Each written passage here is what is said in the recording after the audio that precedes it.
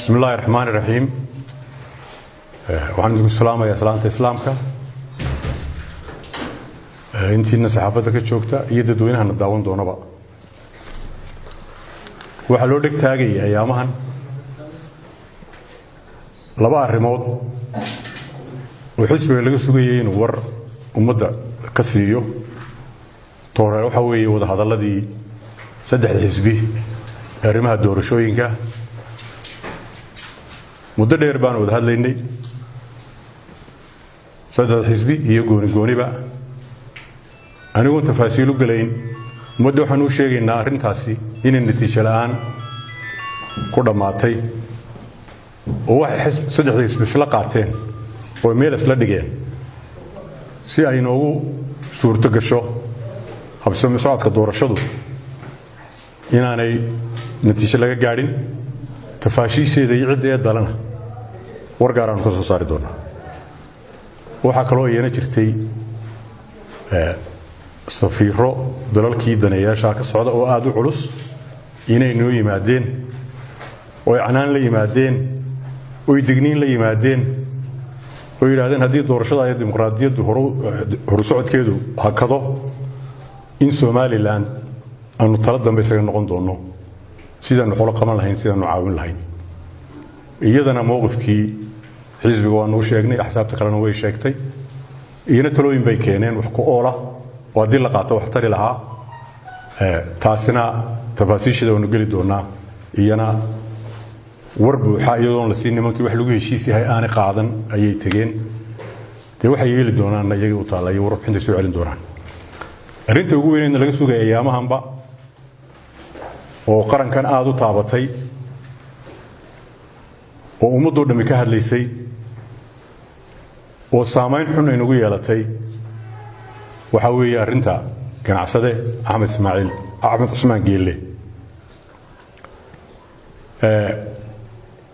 حزبها وحنا قصنا إنه ولا أنه ورب وحاهنا مويانه إن أنا هذا الحمد لله ما أنت ويصور ماتي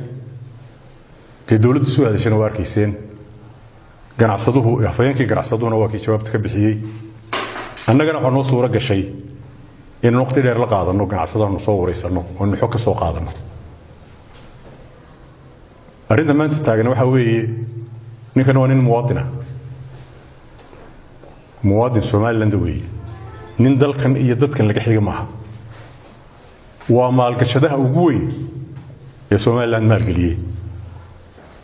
iyadoo cid kale lacag iyo shirkadaha ajnabiga oo ninka Coca-Cola keenay 20 milyan warshad ah oo maantana halkay marayso iyo marketka haysato iyo potential earningskeeda marka la eego 200 milyan maanta lagu qiyaasiyo وقرنا قصدي أنه سيدي حكومة واحد الشدين بانكي دولة جيبوتي وكيل كنقطة وحان تاريخ لا أرى ولا مع البعض لماذا دحدحات نقول لها ولي مواد كان حد يسوي دوني لها واي حكومين مدحوينها أنا حكومي أفريقيا كمدحوينه مدحتويد حكومة الأفك مدحوينها وحكومة يحولوا توك دنبيله وضل شيء صار دعي وهالكن لا صار قلي وحكوا إيدي إنه حصل له ده رضل كأبوري وحكوا إيدي إنه اعتراف في دبوري وحد ماي مدحوينها إنه دورني ومد دورتي إنه ما أنت الدولة شيء شبوت هو دولة شيء أما إنه ولا لهنا مدرس عنه وإنه كل حديث أنت سفر تجين لا بقى رانو درسينه لا بقى رانو يسكن بالممنهين وحد عادي إنه وكيل حكومته يمدحوينه ونقدين دولة جيبوتي وهذه اللغة حماده ومدينة كرقي بسي qarannimadeedii in shaki gelisay lagama filayn maanta inay xukuumaddu mowqif ka qaadato waxay ahayd dowr shariif inay qaadato oo dhexdhexaada oo arbitration ah oo isu soo jiida وحق روسيا أنتي بقى كجابسي ما أنت نوح لو آمنية وأرنتها لجا آمنية ما شفتوا عد وقف فرديدا إني قان وناكسن أو هذا يطلبوا وناكسن قادرنا ما شفتوا وادنا نين عينا دي أرنت ما قلي كرو waxaa jirtay warbixintiisii anigu idin fasiri maayo waa wada maqasheen oo waa haysaan waynu ognahay inaanu baanade hawliyaan lacag ku bixin markaad baan lacag ka qaadanayso damaanad baa la dhigaa rahana oo isagu soo qiimeeyo oo intii uu siinayeen ka badana waa qeynuun dawliya arrintaas isaga iyo baanka ka dhaxaysa hantidiisii halka taalay ee baanku loo wareegay inay dhamaysatay 20kii inaanay dhamaysan Axmed iyo baankii u taala waxa xukuumadani wax kaga leedahay oo meel ka soo gashaa ma jirto waxa timi Axmed hantida ka maqan waanin muwaadin reer Soomaaliland hantidu halkaas ay taala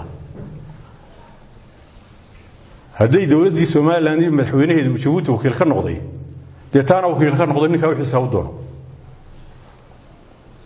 ودحدحada ka galo hayraad war ninkan waxba ka maqane ka dawbaxa ma aha in leeyahay Axmed adigu dawbaxa